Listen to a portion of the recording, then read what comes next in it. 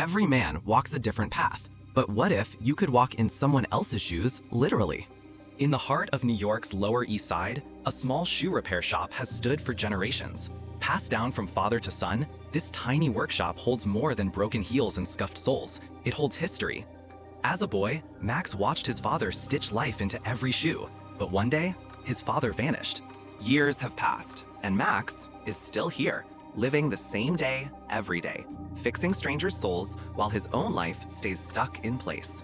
His mother's memory fading, his dreams long buried beneath shoe polish and silence.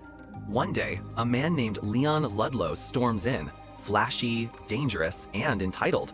He demands his shoes be fixed fast. Max doesn't argue, he never does. But that moment, that pair of shoes will change Max's life forever. When the lights go out that night, Max is forced to go deeper, into the cellar, into the past. There, he finds it, an old stitching machine, dusty, forgotten, but still intact. His father's old tool, or something older than that. He doesn't know it yet, but this machine doesn't just fix shoes, it unlocks lives. The next morning, Max does the unthinkable.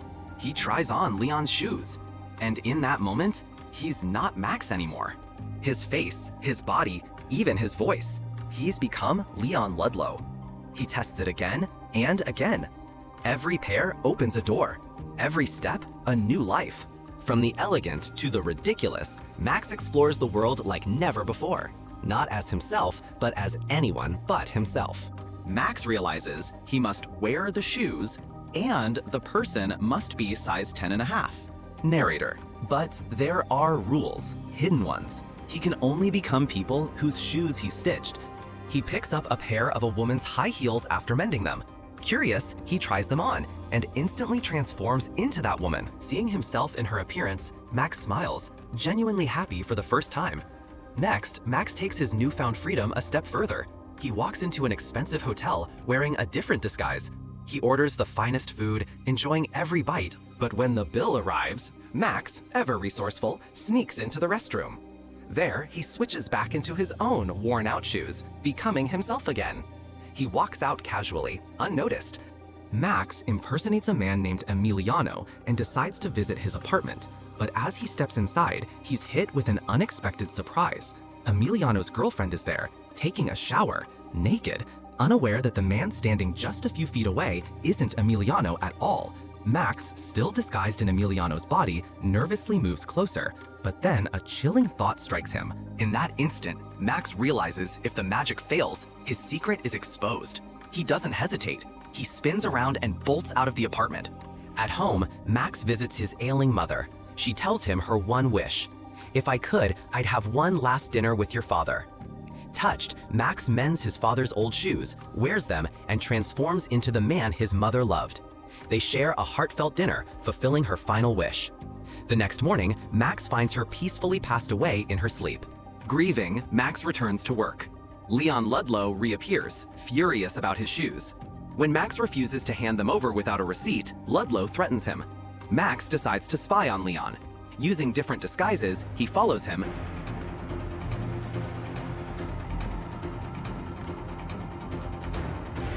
and discovers that Ludlow is involved in extortion and illegal evictions.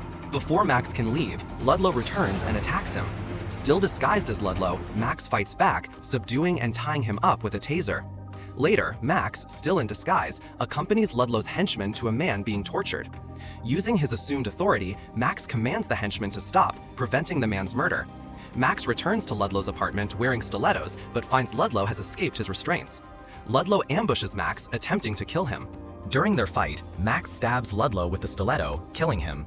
Max reports the death to the police, but no evidence is found. Back at the shoe shop, Max finds the stilettos returned along with his bag of shoes and an envelope of cash. Jimmy confronts Max about his behavior and reveals that Max's father also used the stitching machine before he disappeared. Ludlow's employer, Greenawalt, is a powerful businesswoman buying out the neighborhood. Max disguises himself, pretends to be Ludlow, and accepts a $50,000 advance from Greenawalt for a job, a hit on an elderly man who refuses to vacate his home. Realizing the depth of corruption, Max teams up with Carmen, a local activist. They warn the old man, who refuses to leave his home despite the danger. Max devises a plan. He mends the old man's shoes and impersonates him to strike a deal with Greenewalt, promising to vacate the house for a larger payoff. When Greenewalt's men come to claim the house, they find the old man, but it's actually Max in disguise. Greenewalt threatens him, but Max has set a trap. A reporter appears with a live camera, capturing her threats and exposing her crimes on national TV. Greenewalt is arrested for corruption. Back at his shop, Max is kidnapped by men who mistake him for Ludlow. An accident frees him, and he wakes up at the barber shop. There, the barber offers him marmalade, insisting it's good for people who wear too many faces. Max is confused until the barber reveals a shocking truth. He takes off his shoes and transforms into Max's father. His father never died. He's been in hiding, watching over Max. He was the one who cleaned up Ludlow's mess to ensure his son stayed safe.